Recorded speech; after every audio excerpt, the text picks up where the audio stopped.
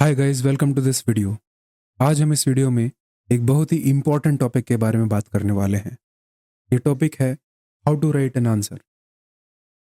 हमें आंसर लिखने की ज़रूरत तभी पड़ती है जब हम सब्जेक्टिव क्वेश्चंस को एड्रेस कर रहे होते हैं।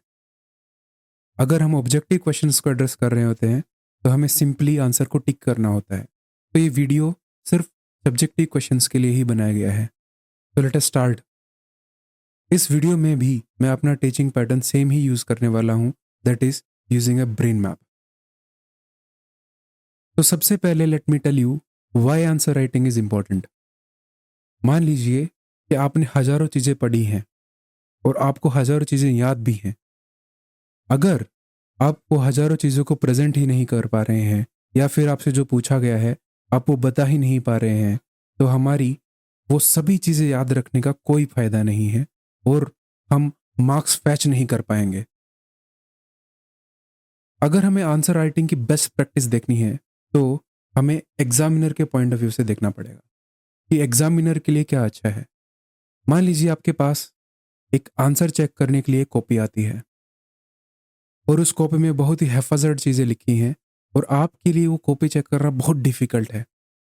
तो क्या आप उसको अच्छे नंबर देंगे? Of course no. वैसे ही आप एग्जामिनर को सोचिए, अगर आप उसके लिए एक ब्यूटीफुली एक प्रेजेंट आंसर कर रहे हैं और उसके लिए आसानी हो रही है आपकी कॉपी चेक करना, then examiner will be happy to give you answers. और एग्जामिनर एक दिन में मे भी हजारों या 100 कॉपीज चेक करते होंगे। अगर आपकी कॉपी स्टैंड आउट नहीं कर रही है, मतलब आपकी कॉपी सबसे अलग नहीं है, तो वो हेजिटेंट होगा कि आपको बेस्ट पॉसिबल मार्क्स दे। ये जनरली कॉम्पिटिटिव एग्जाम के लिए लाइन इंपॉर्टेंट है कि आपकी कॉपी एक्स्ट्रा हाईलाइट होनी चाहिए। पर if you are targeting for board exams, it is not the requirement. Board exam में सिर्फ इतनी रिक्वायरमेंट होती है कि आप अपने क्वेश्चन की डिमांड को एड्रेस कर सकते हैं। So this was the POV for an examiner for answer writing. So let us start with the first concept in this. The first is hand writing. Hand writing में एक बहुत बड़ी debate होती है कि हमारी हैंड राइटिंग ब्यूटीफुल होनी चाहिए, पर ऐसा बिल्कुल भी नहीं है। As long as your hand writing is legible rather than beautiful, you are good to go। Legible का मतलब ये होता है कि अगर मैं हैंडराइटिंग को पढ़ पा रहा हूँ तो it is more than enough for me to evaluate your answer. मैं आपको अच्छे मार्क्स दे दूंगा। तो ऐसी हैंडराइटिंग रखिए जो सिर्फ पढ़ने में आसान हो, that is more than enough. अगर आप उसमें लैकिंग है तो spend some time on it, work on it and improve upon your handwriting just as to make it legible only। The second point is cuts and scribbles। Generally हम exam में कुछ गलत होता है तो हम ऐसे काटते हैं।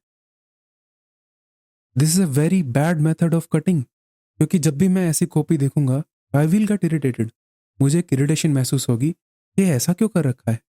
Instead use a simple technique which is a strike through, जैसे कि इस एग्जाम्पल में मैंशनड है। स्ट्राइक थ्रू का मतलब क्या होता है? एक हॉरिजॉन्टल लाइन, जस्ट एक लाइन जो आपके आंसर की ब्यूटी को घटाती नहीं है, पर आप जो गलत लिखा है उसको हटा देती है। Don't do this, don't make it clumsy. दूसरा, बहुत बार ये होता है कि हम आंसर लिखते हैं और बीच में कुछ भूल जाते हैं, तो उसका बेटर तरीका क्या होता है कि आप साइड में एक रफ मार्जिन्स बनाइए। मतलब आप मान लीजिए ये पूरी स्क्रीन मेरी एक कॉपी है, इसमें मैं साइड में एक लाइन खींच लेता हूँ and I right here rough. और इसमें मैं जो भी रफ काम कर रहा हूँ वो सिर्फ इसी में होना चाहिए, ना कि आपकी मेन आंसर शीट में।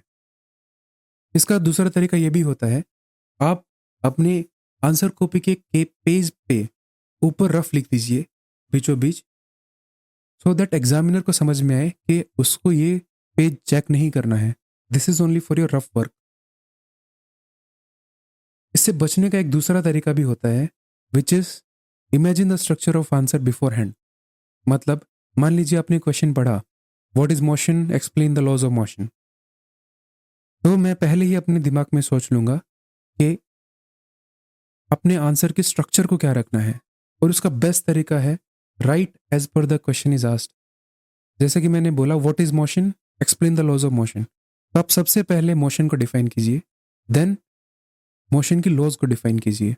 जैसा जैसा सीक्वेंस में क्वेश्चन पूछा गया है वैसी वैसी सीक्वेंस में आपको आंसर करना है। The next important point is what if you forget an answer.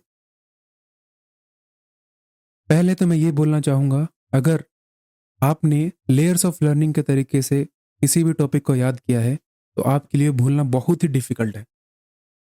Usually आपके लिए याद करना डिफिकल्ट होता है, पर मैं आपको बता दूं, अगर आपने लेयर्स ऑफ लर्निंग के तरीके से पढ़ा है और आपने उनको रिवाइज किया है उसी फॉर्म में, तो आपके लिए भूलना बहुत मुश्किल हो जाएगा। अगर फिर भी आप कुछ भूल जाते हैं तो at least right something in your answer, don't leave it in blank. कुछ ना कुछ तो हमें लिख के आना है। और मान लीजिए आपको कोई आइडिया नहीं है क्वेश्चन का, तो write in paragraph form, because it is difficult for a person to write in a paragraph form. आप कम से कम एग्जामिनर को स्कोप तो दीजिए कि वो आपको मार्क्स दे। आप एटलीस्ट कुछ तो लिखिए। अगर आप ब्लैंक छोड़ने वाले हो तो एग्जामिनर के पास स्कोप ही नहीं है कि आपको कहीं पे marks they. The next thing is sequenced attempt. इसका मतलब क्या है? मान लीजिए आपके पास क्वेश्चन पेपर में 1 2 3 4 5 ऐसे क्वेश्चन आ रखे हैं, तो आपको ट्राई करना है कि आप आंसर भी इसी सीक्वेंस में लिखिए, 1 2 3 4 एंड देन 5। आपको ऐसे नहीं लिखना है 5 2 3 1 2। इससे क्या हो रहा है कि आप एग्जामिनर को डिफिकल्ट में डाल रहे हैं आपकी कॉपी चेक करने के लिए। एग्जामिनर को हर बार 2 क्वेश्चन पे जाना पड़ेगा, देखेगा कि 2 क्वेश्चन क्या है, then examiner will go to the 5 question, 5 question क्या है। तो it is making him irritated और एग्जामिनर को इनकन्वीनियंस। एग्जामिनर को आप कहीं पे भी इरिटेट करेंगे तो आपके मार्क्स में वो रिफ्लेक्ट होने वाला है। तो ट्राई कीजिए आप सीक्वेंस अटेम्प्ट करें। इसमें एक दूसरा क्वेश्चन ये आता है, मान लीजिए शुरुआत के 5 क्वेश्चन हैं, 1 2 3 4 एंड 5, और मैं दूसरा क्वेश्चन भूल जाता हूँ, तो what is the best way to do it?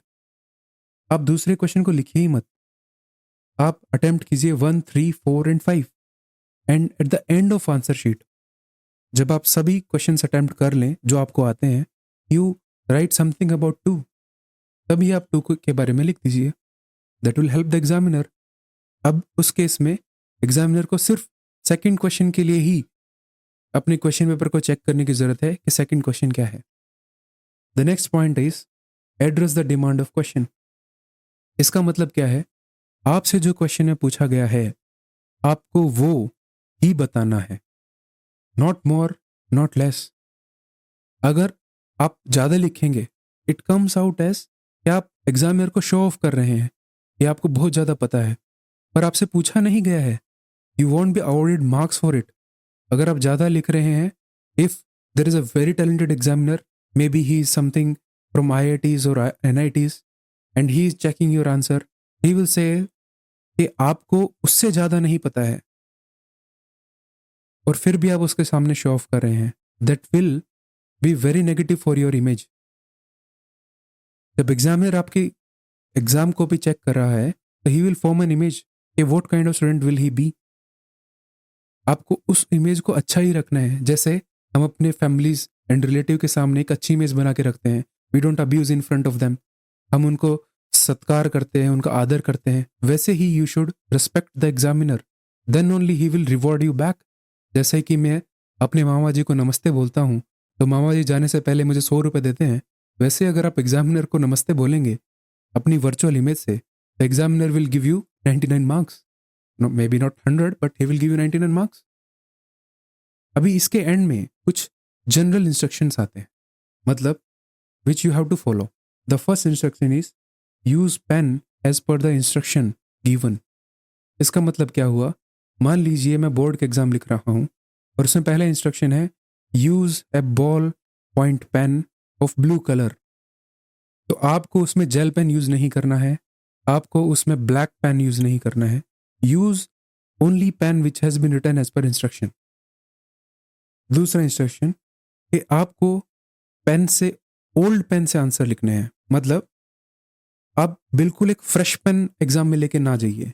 Generally क्या होता है, जब हम फ्रेश पेन से लिख रहे होते हैं तो उसमें एक स्टार्टिंग प्रॉब्लम होता है, मतलब आपको एक फ्रिक्शन महसूस होगा पेन की टिप में और एग्जाम के बीच में, और दूसरा जो आपकी पेन की ग्रिप है उसके साथ आप फेमिलियर नहीं है, तो ऑब्वियसली आपकी राइटिंग स्पीड घटने वाली है.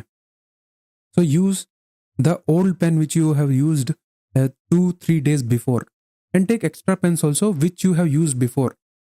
एक बिल्कुल नया पेन लेके जाना इज अ ब्लंडर जो आपके मार्क्स, स्पीड सब पे इम्पेक्ट करने वाला है. Third point is highlight important points. मतलब मान लीजिए बीच में एक हेडिंग है, लेट अस से important is the heading here, तो मैं इसके नीचे एक अंडरलाइन कर सकता हूँ सो दैट एग्जामिनर नोज के अंडरलाइन चीज इंपॉर्टेंट है. Examiner will directly look into this. अगर आप फिलहाल स्क्रीन को देखेंगे तो जो सबसे हटके जो पॉइंट है वो है इंपॉर्टेंट. आपको दूर से ही दिखाई दे रहा है कि मैंने एक इंपॉर्टेंट वर्ड लिखा हुआ है. The next instruction is the units. ये जनरली एप्लीकेबल होता है फिजिक्स, केमिस्ट्री के एग्जाम्स के लिए, जिसमें मान लीजिए you get an answer for current as 6 और 7. Write the unit in which you are writing. Write 6 ampere as the answer. मैं ऐसा क्यों बोल रहा हूँ? क्योंकि करंट की एम्पियर के अलावा कई यूनिट्स हो सकती हैं. It can be milli ampere, it can be micro ampere. So you have to write the unit जिस यूनिट में आपने आंसर निकाला है. प्लस इसका एडवांटेज क्या होता है कि एग्जामिनर को पता चलता है, यू आर अवेयर कि करंट का यूनिट एम्पियर होता है. Next is avoid abbreviation. ये आजकल की जेनजी के साथ बहुत बड़ी प्रॉब्लम है. It is a biggest problem with the Gen Z. What is Gen Z? The people who are born after 2000s till maybe 2025. They are Gen Zs. Gen Zs use abbreviations. Like they will say hello as hello. But what is the actual spelling of hello? It is HELLO. Right? HELLO instead of HLO. Because ये आपके आपसी वार्तालाप में ये common हो सकता है, सब HLO समझ जाएंगे. पर एक teacher who may be of 50 years of age, he won't understand HLO. पर वो HELLO को क्लियरली अंडरस्टैंड करेगा and he will reward you for it. The next general instruction is your words और sentences should be grammatically correct and they have correct spelling. अगर मैं incorrect spelling लिखता हूँ तो इट मेक्स मी इरिटेटेड. मान लीजिए मैं एक ग्रामेटिकली रॉन्ग सेंटेंस फॉर्म करता हूँ. Spelling you should correct rightly. I go did to school. क्या आप इस सेंटेंस को समझ पा रहे हैं? सिमिलर प्रॉब्लम एग्जामिनर के साथ होती है. He won't understand this sentence and he will cut marks because you have written a grammatically incorrect sentence. The last general instruction is try to write in bullet points. ये एग्जामिनर की POV में better होता है. Examiner को अगर आप bullet points में लिखेंगे दे विल क्लियरली सी कि उसने 4 पॉइंट्स लिखे हैं, और if the question is of 4 marks he will reward you 4 marks. ये तभी आप लिखना है जब you have confidence you are writing correct answer. जब आपके पास इतना कॉन्फिडेंट है कि आप सही उत्तर लिख रहे हैं तभी ये यूज करना है. Plus make your answer beautiful. Let us say we have an question of writing difference. So the best way to tackle the difference answer is, पहला तो you should know the actual differences. The best way to tackle the difference answer is, let us say parameter A और parameter B को आपको differentiate करना है. So I'm writing the sample answer for difference parameter. तो आप एक तरफ parameter A लिखिए, बीच में एक लाइन ड्रॉ कीजिए, और दूसरी तरफ आप पैरामीटर B लिखिए, और आप आंसर राइट कीजिए बुलेट पॉइंट्स में. Bullet A, bullet B, bullet A, bullet B, and these bullets should be more or less correlated. मतलब अगर पैरामीटर A में लिखता हूं parameter A is scalar, then parameter B के बारे में क्या होना चाहिए?